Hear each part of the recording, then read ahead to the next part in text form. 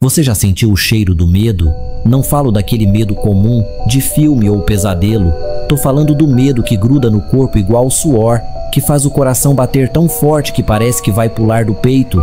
Eu senti esse medo no cerrado, numa noite em que eu e 2 amigos fomos caçar onça. E encontramos o próprio demônio. Meu nome é Ivan. Nasci e cresci em uma região de cerrado, onde o mato é alto, a terra é vermelha e as histórias de assombração correm soltas entre os mais velhos. E por mais que a gente ria dessas histórias quando é moleque, algumas delas têm mais verdade do que a gente gostaria de acreditar. Durante anos, eu e meus 2 amigos, Cícero e Raimundão, caçamos onças naquela região. Éramos conhecidos por isso, caçadores experientes. Só que hoje eu tenho vergonha de dizer isso. A gente fazia por dinheiro, vendia pele, dente, garra, até que aquela noite mudou tudo. Depois do que aconteceu, a gente nunca mais pegou numa espingarda. Era lua cheia, clarão forte no céu, o tipo de noite que a onça costuma sair. A gente tinha recebido informação de que um bicho grande estava atacando os bezerros de uma fazenda perto do córrego do Dente Quebrado. Pegamos as armas e fomos. Entramos no mato denso por volta das 9 da noite. O cheiro de terra úmida e folha amassada preenchia o ar. Os galhos estalavam debaixo dos nossos pés. A mata parecia mais quieta que o normal, sem grilo, sem coruja. Só o vento soprando forte por entre as árvores, como se o mato inteiro estivesse prendendo a respiração. Seguimos as pegadas que encontramos perto da cerca. Eram marcas grandes, pareciam de onça, mas tinha algo estranho. Os dedos eram longos demais e tinham unhas, compridas e afiadas, como garras humanas. Cícero parou e disse: "Isso aqui não é onça não, Ivan. Nunca vi bicho deixar rastro assim. Eu também nunca tinha visto."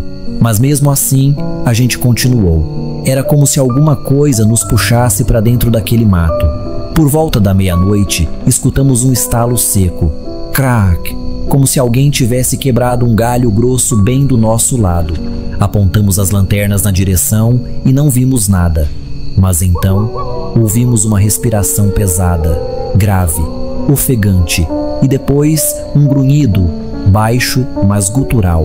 Aquilo não era de onça, era mais profundo, como se saísse das entranhas de alguma criatura muito maior. "Corre", sussurrou Raimundão. Agora. Viramos de costas para fugir, mas o bicho apareceu, saindo por entre as árvores, se arrastando nas 4 patas primeiro, depois ficando de pé. Era alto, tinha pelo escuro, grosso, parecendo queimado nas pontas. As orelhas eram pontudas e viradas para trás. O focinho era comprido, mas o que mais marcou foram os olhos, 2 buracos brilhando amarelo, cravados em mim como se quisessem me rasgar por dentro. E os dentes, meu Deus, os dentes, eram grandes demais, tortos, pingando saliva. O lobisomem rosnou e deu um passo para frente. A gente começou a correr sem nem pensar. Subimos no primeiro grupo de árvores que encontramos, espingarda nas costas, mão suada escorregando no tronco. Subi tão rápido que nem lembro como fiz, só sei que Raimundão quase caiu. Se não fosse Cícero puxar ele pelo braço, ele não estava vivo hoje. Lá de cima, ofegantes, com a respiração rasgando o peito, vimos a criatura circulando o pé das árvores. Ele andava em círculos, farejando, rosnando baixo. A cada volta, ele batia a unha no tronco, como se quisesse nos avisar que não ia embora. "Atira, Ivan, atira logo", sussurrou Cícero tremendo. Levantei a espingarda e mirei. O disparo ecoou pelo mato. O lobisomem gritou. Não rugiu, gritou, como se fosse um homem ferido. Depois correu, desaparecendo no escuro como um vulto. Ficamos ali, em silêncio, achando que tinha acabado. Mas não tinha. Uns 20 minutos depois, o vento parou. O mato ficou mudo. E então, escutamos passos novamente. Passos pesados, lentos, um rosnado mais baixo e uma respiração mais próxima. Ele tinha voltado. A gente estava lá em cima da árvore, suando frio, o coração quase explodindo no peito. O silêncio do cerrado era tão profundo que dava para ouvir o vento raspando nas folhas secas. Só que naquele instante, o vento parou. O ar ficou denso, pesado, como se o tempo tivesse congelado. E então ele voltou. O lobisomem. Devagar, os passos dele quebravam os galhos secos com estalos ritmados. A cada passo que dava, ele chegava mais perto. Os olhos amarelos dele atravessavam a escuridão, brilhando entre as árvores. E dessa vez, ele não rosnava. Ele sorria com aquela boca cheia de dentes tortos, como se soubesse que a gente não tinha mais para onde correr. Ele queria brincar com a gente. Sentia prazer no nosso medo. Eu, Cícero e Raimundão estávamos paralisados. A espingarda tremia na minha mão. Eu mal conseguia respirar. Foi então que aconteceu algo que nem nos nossos piores pesadelos a gente esperava. Do lado esquerdo, ouvimos outro som vindo pelo mato. Um estalo, depois outro e mais outro. E então apareceu uma sombra e outra, 2 onças pintadas. Um macho e uma fêmea, grandes, musculosos, com os olhos faiscando, e não estavam ali por acaso. A gente entendeu rápido. Deviam ter filhotes por perto e o lobisomem tinha invadido o território deles. E se tem uma coisa que você nunca quer fazer, é mexer com uma onça protegendo o filhote. O lobisomem se virou, encarando o casal de onças. Foi aí que o inferno começou. A fêmea avançou primeiro, rugindo com uma fúria que eu nunca ouvi igual. Saltou no dorso do lobisomem com as garras afiadas. O bicho gritou, girou o corpo e jogou ela longe com uma pancada só. Mas o macho veio logo atrás, mordeu o ombro dele com tanta força que até a árvore balançou.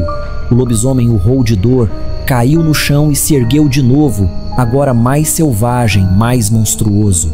A briga foi brutal, garras contra presas, rosnados que pareciam trovões, sangue espirrando por todos os lados.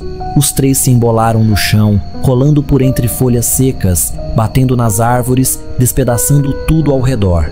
A mata tremia com os golpes. A fêmea voltou à luta, mas o lobisomem, com uma força descomunal, cravou as garras no peito dela e rasgou. Eu juro por tudo que é mais sagrado. O grito daquela onça vai ficar na minha mente até o dia da minha morte. O macho tentou continuar a luta, mas o lobisomem já estava possuído. Com os olhos mais brilhantes, o pelo encharcado de sangue, o peito arfando. Em poucos segundos, ele derrubou o segundo felino e ficou ali em pé, ofegante, coberto de sangue. Foi nesse momento que eu soube: ou a gente fugia ou ia morrer. Agora! Gritei. Pulamos da árvore com tudo, nem olhamos para trás. Corríamos por entre o mato como se o chão fosse explodir. Ramo batendo no rosto, espinho rasgando a pele, mas a única coisa que importava era chegar no carro. Cícero tropeçou. Eu voltei, puxei ele com força e seguimos. O carro estava a uns 100 metros dali e parecia estar a 10 quilômetros. Raimundão já estava destravando a porta, gritando: "Entra! Entra, pelo amor de Deus!" Entramos, bati a porta com tudo e nem esperei o motor aquecer. Liguei, engatei a primeira e arranquei com tanta força que quase virei o carro na trilha. O barulho do motor se misturava com nossa respiração ofegante e o coração batendo como um tambor. Só depois de uns 10 minutos de estrada, quando não havia mais mata ao redor, quando a lua começou a sumir por trás das montanhas, é que percebemos: ainda estávamos vivos. A gente não falou nada no caminho de volta. Silêncio total. Só o som do carro e o cheiro forte de medo no ar. No outro dia, voltamos àquele local com outros moradores. Achamos as marcas da briga, sangue no chão. Mas os corpos das onças tinham sumido. E o pior, pegadas do lobisomem seguiam para dentro da mata, como se ele tivesse voltado para casa. Eu nunca mais cacei depois daquela noite. Nem eu, nem Cícero, nem Raimundão. A gente entendeu que a floresta tem donos e tem monstros, e aquele monstro ainda pode estar por aí, olhando, esperando, e talvez da próxima vez não tenha onça para salvar ninguém. Se essa história te arrepiou, deixa o like, se inscreve no canal e ativa o sininho para não perder os próximos relatos. Tem outro vídeo aparecendo na tela agora mesmo, com mais uma história real de arrepiar os ossos. Vai lá e cuidado com o que te observa no escuro. Até a próxima.